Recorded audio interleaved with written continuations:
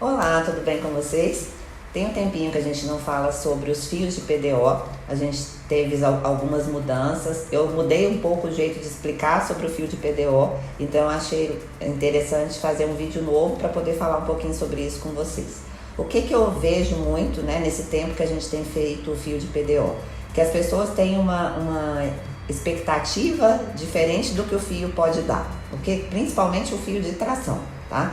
Eu brinco que o fio de tração não devia ser chamado de fio de tração, nem devia ser chamado de fio de sustentação. Porque o que a pessoa entende disso?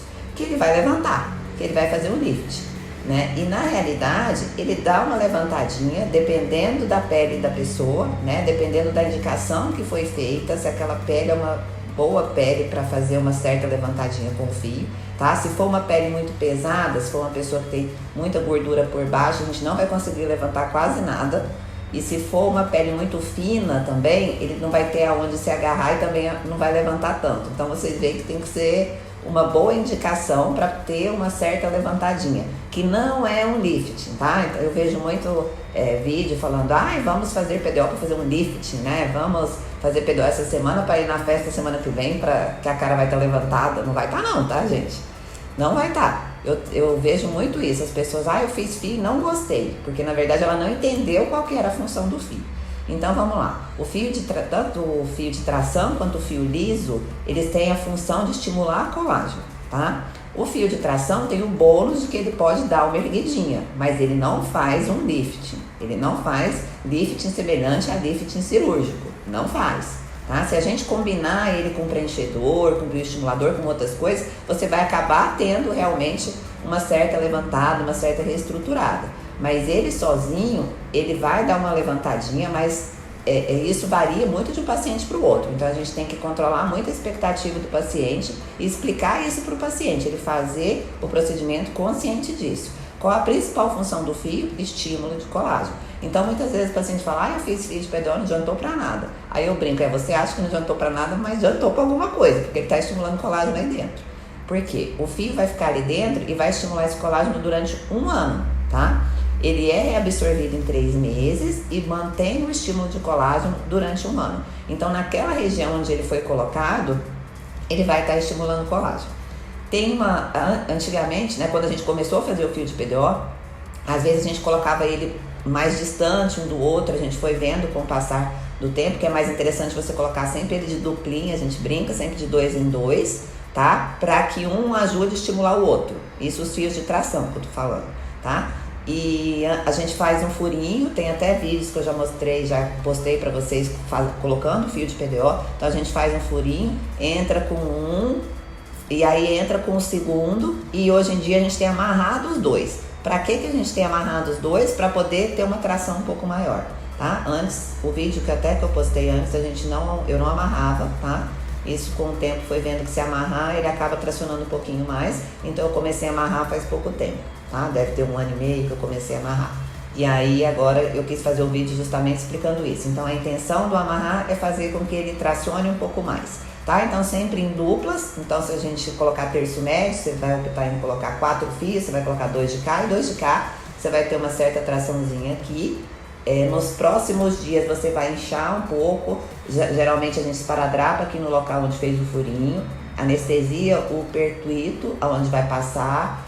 Inicialmente eu anestesiava só onde eu furava. Tem pacientes que às vezes reclamam um pouco de quando a gente passa, que eu comecei a anestesiar um pouquinho, bem pouquinho aonde passa o fio, mas não pode anestesiar muito, porque senão isso pode fazer atrapalhar a ação do fio, tá? Então é isso. Então a gente vai fazer um fio de tração para fazer estímulo de colágeno. O efeito mais interessante dele é que a gente combine ele com outras coisas, tá? Teve um vídeo que eu fiz falando sobre o fio liso, que a gente passava o fio liso e colocava skin booster dentro para poder estimular mais. O que foi visto com o passar do tempo? Que na verdade o ácido hialurônico não reticulado, que é um tipo de skin booster que a gente fala, ele na verdade ele pode diluir aquele fio, tá? Então a gente não tem feito mais isso, a gente não combina mais fio liso com ácido hialurônico não reticulado para estimular. A gente não faz isso no mesmo tempo mais. A gente faz fio liso, depois se quiser fazer o ácido hialurônico não reticulado, tem que esperar pelo menos 3 meses, que aí é o tempo que o fio foi absorvida e aí só vai manter estímulo de colágeno ali. Então mudou um pouco essa história da indicação do fio liso junto com o Skin Booster, tá? A não ser que você faça um ácido hialurônico que seja reticulado e não reticulado. E aí isso daí quem vai saber é o médico, tá, gente? Só tô explicando pra vocês porque eu tinha feito um vídeo antes falando isso, né? Que passava o fio liso e injetava logo depois. Hoje em dia a gente não tem feito mais assim. A gente faz só o fio liso, espera 3 meses e depois, se quiser, faz o Skin Booster. Pra vocês verem como as coisas vão mudando, né? Em um ano a gente vai tendo bastante mudanças no estilo do procedimento, né? No jeito que faz, nas combinações. E eu brinco que assim, desde que eu comecei, eu vou fazer 20 anos de formada esse ano. E a gente teve muitas mudanças, né? O ácido hialurônico, quando eu estava fazendo dermatologia, ele não tinha nem ácido hialurônico pronto, a gente usava ácido hialurônico manipulado, a gente não tinha cânula, a gente só tinha agulha. Então as coisas vão mudando, o jeito da gente vai fazer vai mudando, né? Então a gente vai evoluindo de acordo com as mudanças. E eu falo que a gente tem que estar sempre estudando para que isso aconteça e aí passando para vocês também o que a gente teve de mudança, tá certo? Então assim, a gente tem fio de tração, que ele vai fazer um estímulo de colágeno e pode fazer uma certa tração, mas que você não espere um lift, um levantamento aí do outro mundo. E a gente tem os fios lisos, que são usados para quê? Para rugas finas. Então a gente pode fazer fio liso para aquelas rugas marcadas aqui, de gente mais velho, pode fazer fio liso para código de barras, pode fazer fio liso abaixo dos olhos. Eu não sou muito fã de fio liso abaixo dos olhos por ser uma região muito vascularizada, porque pode dar muito hematoma. Tá? Então, se for fazer fio liso abaixo dos olhos, a gente precisa usar uma cânula e não uma agulha, porque o fiozinho ele pode vir tanto na cânula quanto na agulha. A cânula, aonde ela passar, ela não vai sair rasgando tudo, então a chance de fazer um hematoma é menor. A agulha, ela sai rasgando tudo onde ela passa, porque ela é cortante. A cânula, a pontinha dela não é cortante, por isso que tem menos chance de dar hematoma. Tá? Então, quando eu opto em passar fio liso abaixo dos olhos, eu utilizo um fio liso na cânula e não na agulha. Então, vocês veem que tudo isso faz diferença e vai ter diferença no pós de vocês. E quem é minha paciente sabe que eu sou bem estressada com os pós. Eu não gosto que aconteça nada de intercorrência, né? Tudo programado, que seja que tenha o menos risco e o menos intercorrência possível, né? Então, assim, tem muita chance de dar hematoma, eu vou avisar isso pro paciente. Se o paciente vai falar, não quero, a gente já nem faz, a gente já muda de procedimento, tá bom?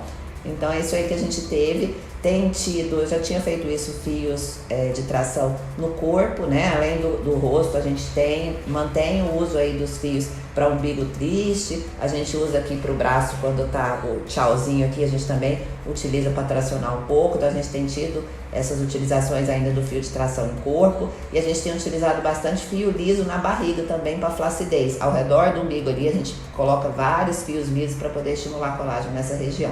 Então é um tratamento bem interessante, é um tratamento que tem resultado. O que a gente tem que trabalhar é a expectativa do paciente com o resultado que ele pode dar, tá bom? Um beijo.